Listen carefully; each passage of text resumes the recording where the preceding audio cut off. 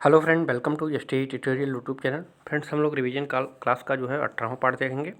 नागरिक शास्त्र का जो आपके जीआईसी प्रवक्ता परीक्षा, TGT, PGT, LT grades, GDC सभी एग्जाम के लिए काफ़ी महत्वपूर्ण है। इसके पहले का पार्ट आप लोग प्ले लिस्ट में देख सकते हैं, जो एग्जाम की दृष्टि से सारे पार्ट को बनाए गए हैं। तो फ्रेंड, वीडियो को अंत तक जरूर देखिएगा और सभी प्रश्न को अच्छे तरीके से तैयार कीजिएगा।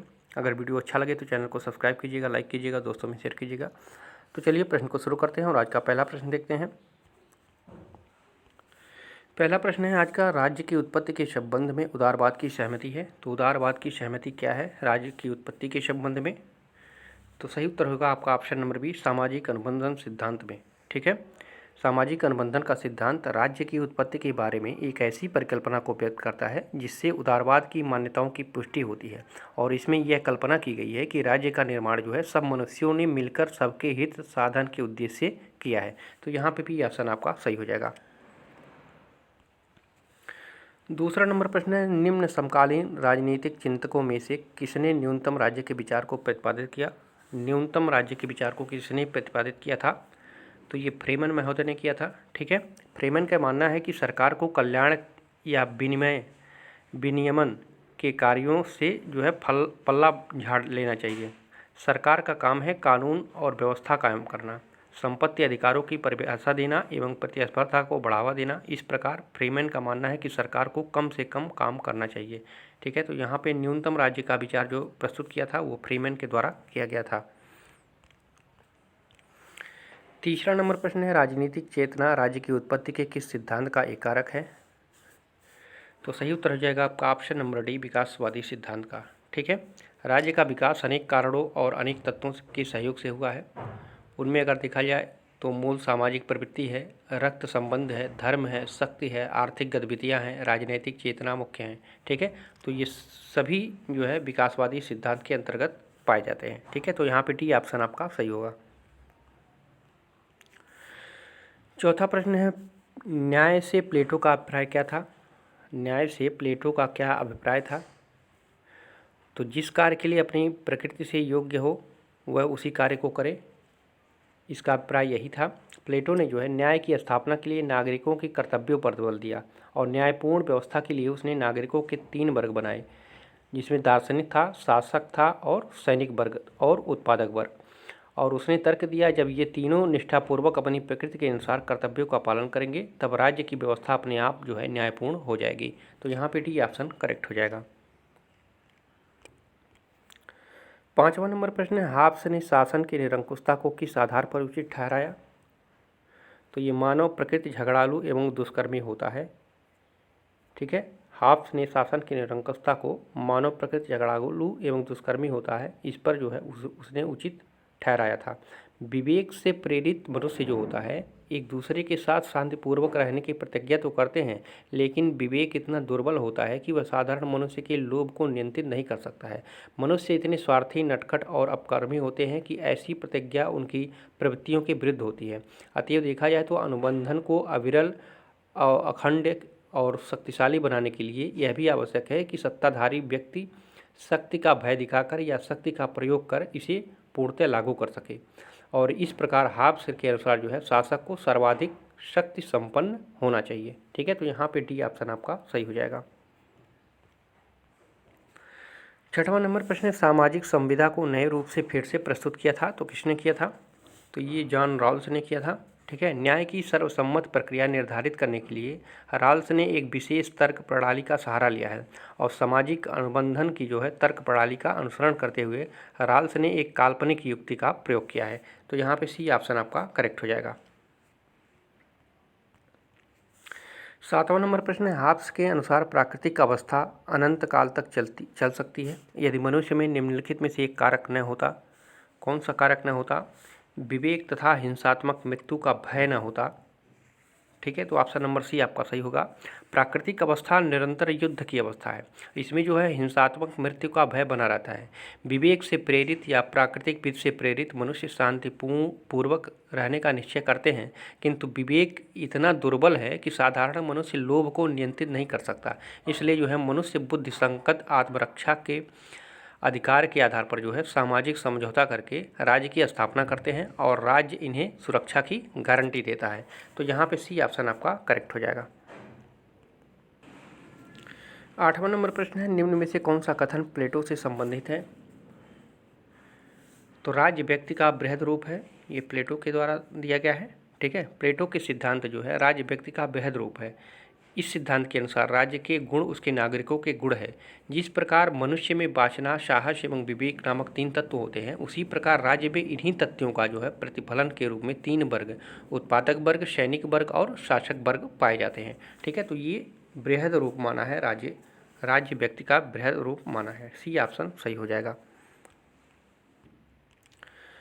9वां नंबर क्वेश्चन है, प्राकृतिक कानून और नागरिक कानून दोनों एक दूसरे में निहित हैं, यह कथन किसका है? तो ये कथन है जॉन लॉक का।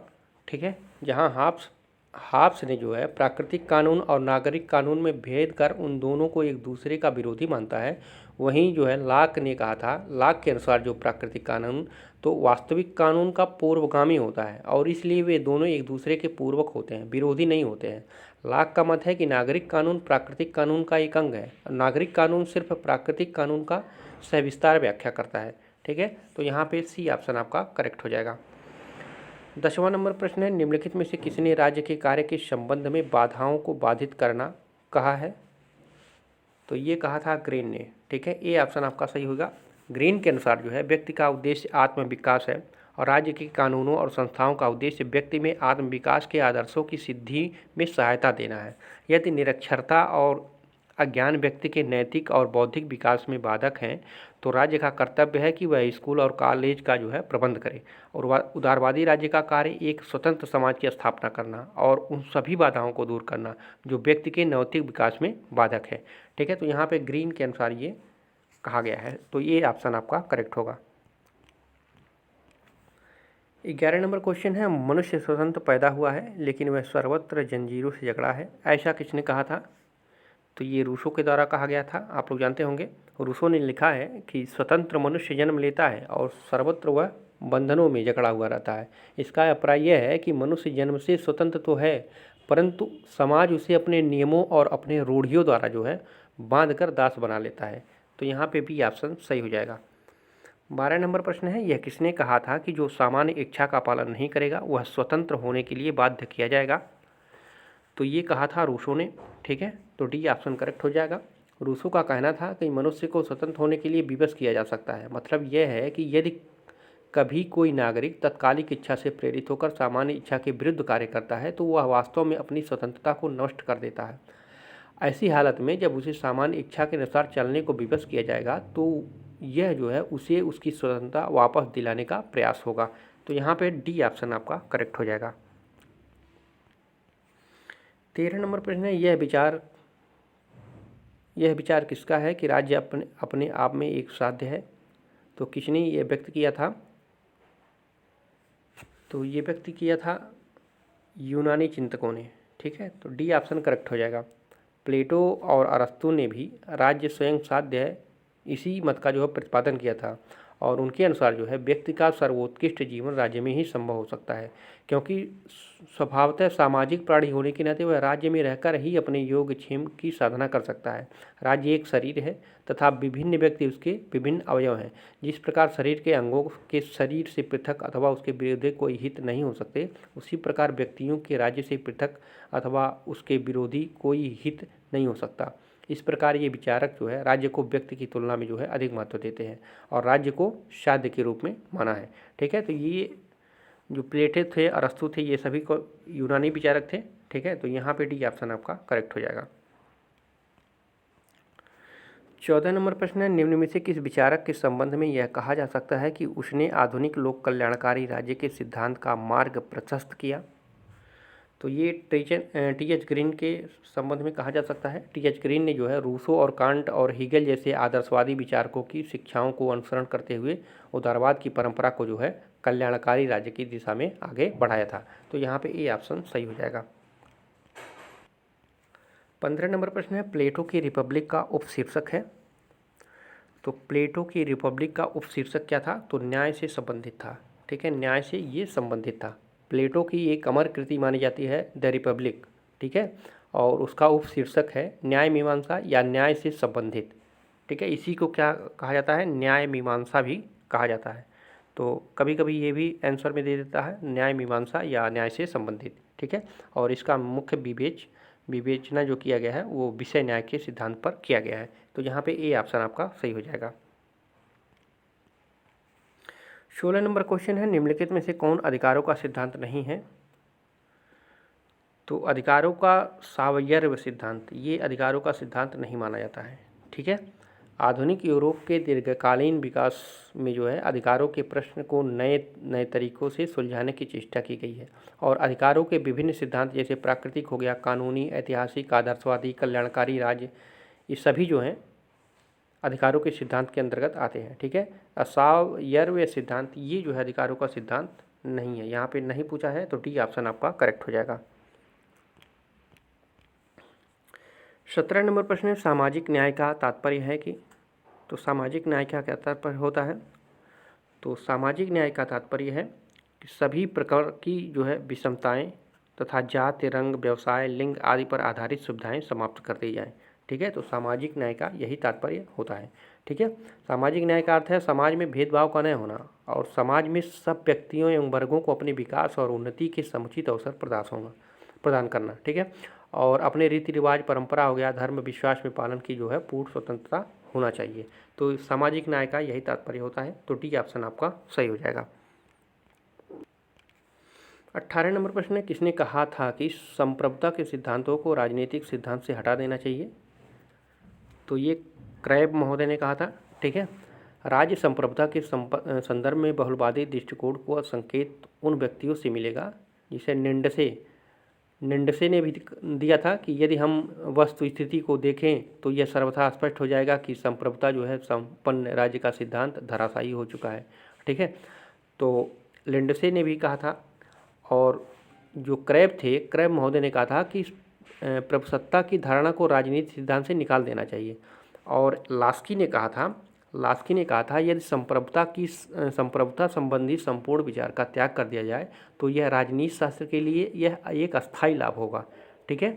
तो यहाँ पे सबने दिया है, अब बारकर ने भी दिया था, ठीक है। तो बारकर ने कहा था प्रभुसत्ता संपन्न राज्य की मान्यता जितनी निर्जीव है और निरर्थक हो गई है उतनी और कोई राजनीतिक संकल्पना नहीं हुई होगी, ठीक है। तो चारों ने अपना अपना सिद्धांत दिया था संप्रभुता के सिद्धांत के बारे में, लेकिन यहाँ राजनीतिक सिद्धांत से हटा देना चाहिए, तो ये क्रैब महोदय ने कहा था, ठीक है। तो यहाँ पे भी ऑप्शन आपका करेक्ट हो जाएगा। 19 नंबर प्रश्न है, निम्नलिखित में से किसका उदारवाद से मेल नहीं है? तो यहाँ पे बुजुर्वा राज्य का, ठीक है, यहाँ बुजुर्वा राज्य था उसका उदारवाद से कोई मेल नहीं था। उदारवाद के जनक माने जाते हैं लाक, और उदारवाद के जनक लाक ने जो है सामाजिक समझौते के माध्यम से जो है निरंकुश राज्य के स्थान पर सीमित सत्ता वाले राज्य के सिद्धांत का प्रतिपादन किया था। और राज्य और सरकार के में जो है अंतर करते हुए उसने प्रतिनिधि सरकार की जो है वकालत की थी। ग्रीन ने जो है राज्य के हस्तक्षेप के लिए पर्याप्त कार्य क्षेत्र का संकेत देते हुए कल्याणकारी राज्य के विचार को बढ़ावा दिया था। और मार्क्सवादियों के अनुसार जो है उदारवादी राज्य जो है कल्याणकारी राज्य नहीं होकर बुजुर्वा राज्य है, तो ठीक है। तो ये बुजुर्वा राज्य जो है उदारवाद से मेल नहीं खाता है, तो ये ऑप्शन आपका करेक्ट होगा। 20वां नंबर क्वेश्चन है, मार्क्स के समाजवाद को क्या कहा जाता है? तो ये वैज्ञानिक समाजवाद कहा जाता है, ठीक है। मार्क्स ने तत्कालीन स्वप्नदर्शी समाजवाद का खंडन करते हुए जो है वैज्ञानिक समाजवाद की नींव रखी थी, अर्थात उसने इतिहास के दर्शन के आधार पर जो है समाजवाद के विकास की व्याख्या की थी। तो यहाँ पे आपका सी ऑप्शन सही होगा। 21 नंबर प्रश्न है, उदारवाद का प्रारंभिक साध्य था। तो उदारवाद का प्रारंभिक साध्य क्या था? तो ये स्वतंत्रता थी, ठीक है। सी ऑप्शन सही होगा। उदारवाद कोई बंधी बधाई विचारधारा नहीं है, बल्कि एक बौद्धिक आंदोलन है जो बदलती हुई परिस्थितियों में नई चुनौतियों का सामना करने के लिए नए नए विचारों को अपनाता चलता है। वस्तुतः यह ऐसा सिद्धांत है जो व्यक्ति को यथासंभव अधिकतम स्वतंत्रता प्रदान करके जो है सामाजिक प्रगति के लक्ष्य की जो है सिद्धि करना चाहता है। तो यहाँ पे सी ऑप्शन करेक्ट हो जाएगा। 22 नंबर प्रश्न है, उदारवाद का दर्शन विकसित हुआ। तो उदारवाद का दर्शन कब विकसित हुआ था? तो ये 16वीं 17वीं शताब्दी में, ठीक है। यद्यपि उदारवाद शब्द का प्रयोग 19वीं शताब्दी के मध्य के आरंभ में हुआ, तथापि एक विचारधारा के रूप में जो है उदारवाद का आरंभ जो हुआ था वो 16वीं 17वीं शताब्दी माना जाता है, जब सामंतवादी व्यवस्था दम तोड़ रही थी और नई राजनीतिक व्यवस्था पनप रही थी, तो उसी समय जो है उदारवाद का दर्शन जो है विकसित हुआ, या तो कहा जाए तो ये आया था। तो यहाँ पे डी ऑप्शन करेक्ट हो जाएगा। 23 नंबर प्रश्न है, मार्क्स के अनुसार जो है राज्य के गठन का आसन्न कारण क्या था? तो उसका कारण था शोषण। ठीक है, मार्क्सवादी जो थे राज्य को अस्थायी संस्था के रूप में स्वीकार नहीं करता था और न ही इसे लोक कल्याणकारी राज्य संस्था मानता था। यह समाज के झगड़ों का निपटारा करने वाली संस्था ने होकर जो है समाज में वर्ग विरोधों को सुदृढ़ करके आर्थिक दृष्टिकोण से कमजोर वर्ग का शोषण का यंत्र मानता था। और जहाँ पर भी व्यक्ति द्वारा व्यक्ति के शोषण के आधार पर सामाजिक व्यवस्था का निर्माण किया गया है, वहाँ शोषण के यंत्र के रूप में जो है राज्य का प्रयोग अवश्य किया गया है। तो यहाँ पे बी ऑप्शन आपका सही हो जाएगा। 24 नंबर प्रश्न है, स्वतत्व बोधक व्यक्तिवाद शब्द का प्रयोग किसने किया था? तो मैकफर्सन ने किया था। ठीक है, स्वतत्व बोधक व्यक्तिवाद का शब्द का प्रयोग जो है मैकफर्सन ने किया था। तो डी ऑप्शन सही हो जाएगा। लाक के अनुसार जो है प्राकृतिक संसाधनों के साथ अपना श्रम मिलाकर वह जो कुछ अर्जित करता है वह उसकी निजी संपत्ति बन जाता है। इसी तरह से किसी वस्तु को अपने अधिकार में लेने के लिए दूसरों की सहमति आवश्यकता नहीं होती है। और मैकफर्सन ने जो है इस तर्क के साथ जुड़े हुए विचार को जो है स्वतत्वमूलक व्यक्तिवाद की संज्ञा दी थी। ठीक है, तो इसी को उसने जो है स्वतत्वमूलक व्यक्तिवाद की संज्ञा दी थी। और अगर देखा जाए तो स्वतत्वमूलक व्यक्तिवाद का तात्पर्य था कि व्यक्ति वस्तुतः अपने शरीर और अपनी क्षमताओं का स्वामी है और इनके लिए वह समाज के प्रति किसी भी तरह से ऋणी नहीं है। तो इसका स्वतत्वबोधक व्यक्तिवाद का यही अर्थ निकलता है। ठीक है, तो ये मैकफर्सन द्वारा जो है दिया गया था। डी ऑप्शन सही हो जाएगा। 25वां नंबर प्रश्न है, कार्ल मार्क्स के अनुसार राज्य, तो आप लोग पढ़ ही चुके हैं, शोषण की एक संस्था के रूप में राज्य का अस्तित्व आया। ठीक है, तो मार्क्सवाद के अनुसार राज्य की उत्पत्ति न तो किसी नैतिक उद्देश्य की सिद्धि के लिए हुई है और न ही मनुष्यों की इच्छा की पूर्ति के लिए, और यह न तो उच्च विवेक की अभिव्यक्ति है न उच्च इच्छा है, और इसके विपरीत एक राज्य एक ऐसी संस्था है जो वर्ग के द्वारा दूसरे वर्ग के दमन और शोषण के लिए स्थापित की जाती है। ठीक है, तो ये आपका सी ऑप्शन सही हो जाएगा। 26 नंबर प्रश्न है, उस समाजवादी विचार वर्ग जो उद्योगों में लोकतंत्र और व्यावसायिक प्रतिनिधित्व का पक्षधर है उसको कहा जाता है? तो गिल्ड समाजवादी कहा जाता है। ठीक है, यहाँ पे बी ऑप्शन सही हो जाएगा। GDH कोल एक थे, GDH कोल। ठीक है, एक लेखक था, एक वैज्ञानिक था। इसने जो है गिल्ड समाजवाद की 3 प्रमुख अनिवार्यताओं व्यावसायिक प्रजातांत्रिक उद्योग में स्वशासन एवं गिल्ड मंडल का उल्लेख किया था। और उसके अनुसार जो है सच्चे प्रतिनिधित्व को व्यावसायिक होना चाहिए। राष्ट्रीय विधायिका ऐसे प्रतिनिधियों का निकाय होनी चाहिए जो विविध कार्यों या व्यवसाय के लिए किया जाए। और दूसरी बात जो है उद्योग को वास्तव में प्रजातांत्रिक हो सके इसके लिए जो है उसका संगठन नीचे की ओर से होना चाहिए, अर्थात गिल्डों के हाथों में जो है संपूर्ण उद्योग होना चाहिए। और गिल्ड ने उन सभी व्यक्तियों का निकाय है जो उस उद्योग में जो है शीर्ष पर प्रबंधक से लेकर जो है नीचे चपरासी तक लगे हुए हैं। इस अर्थ में जो है गिल्ड श्रम संघ से भिन्न होता है और जिसमें जो है अधिकारीगण नहीं केवल श्रमिक होते हैं। ठीक है, तो ये जो गिल्ड समाजवादी है ये उस समाजवादी विचारधारा वर्ग को उद्योगों में लोकतंत्र और व्यावसायिक प्रतिनिधित्व का पक्षधर मानता है। तो बी ऑप्शन सही हो जाएगा। 27 नंबर प्रश्न है, दबाव समूहों को किसने अज्ञात साम्राज्यों की संज्ञा दी है? अज्ञात साम्राज्यों की संज्ञा किसने दी है दबाव समूह को? तो H.J. फाइनर ने दिया है। ठीक है, तो यहाँ पे बी ऑप्शन करेक्ट होगा। हरमन फाइनर ने जो है इन्हें अज्ञात साम्राज्य की संज्ञा दी थी।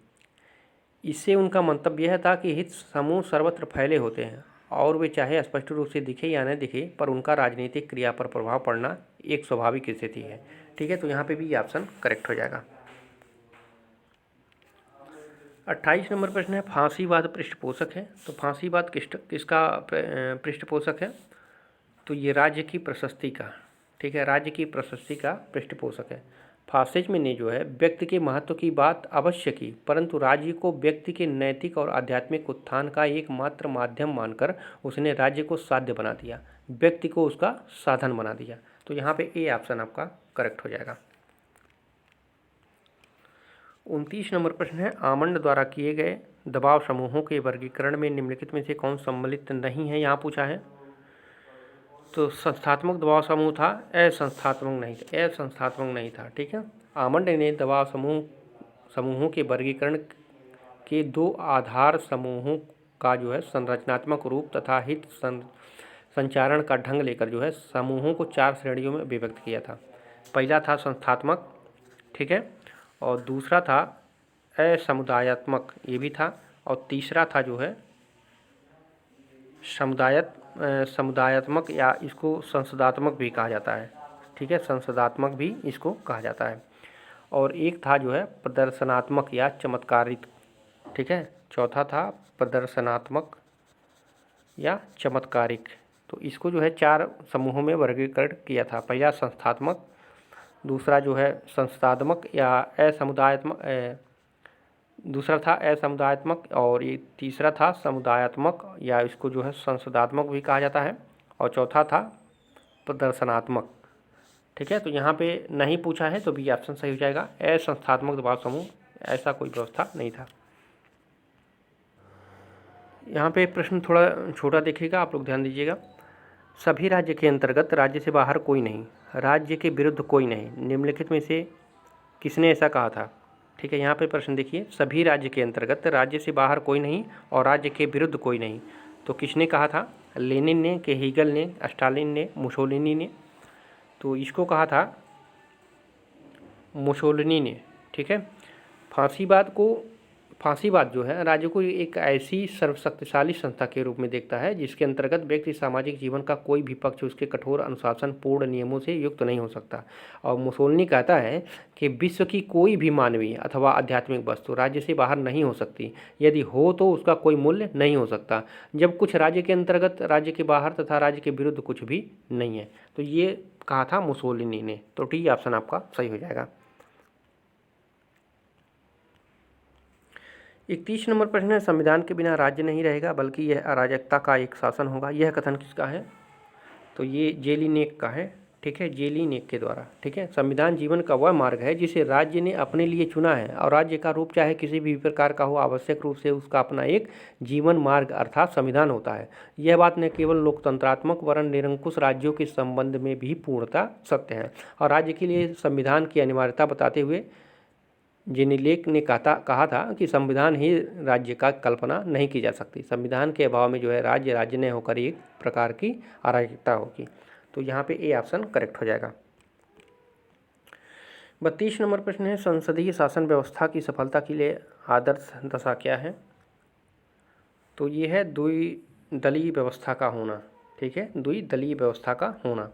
संसदीय प्रणाली के अंतर्गत 2 दलीय प्रणाली सर्वोत्तम सिद्ध होती है, क्योंकि जब एक दल सत्तारूढ़ होता है तब दूसरा व्यवस्थित विपक्ष के रूप में जो है कार्य करता है। जब किसी देश में 2 दलीय प्रणाली स्थिर हो जाती हैं तो वह समाज में जो है प्रचलित मूल्यों, मान्यताओं, उद्देश्यों और आकांक्षाओं में जो है परस्पर निकटता का संकेत देती हैं। ऐसे देश में सार्वजनिक नीति के बारे में बहुत गहरे मतभेद नहीं पाए जाते हैं। ठीक है, और इससे जो है राजनीतिक स्थिरता को बल मिलता है। तो यहाँ पे सी ऑप्शन करेक्ट हो जाएगा। तो फ्रेंड्स, आज के इस पार्ट में 32 प्रश्न हम लोग को ने देखा। कैसा लगा वीडियो कमेंट करके बताइएगा, और अगर वीडियो अच्छा लगा हो तो लाइक भी कीजिएगा, आप लोग लाइक करते नहीं हैं। फिर मिलते हैं अगले पार्ट में, और पूरा वीडियो देखने के लिए आप सभी को धन्यवाद।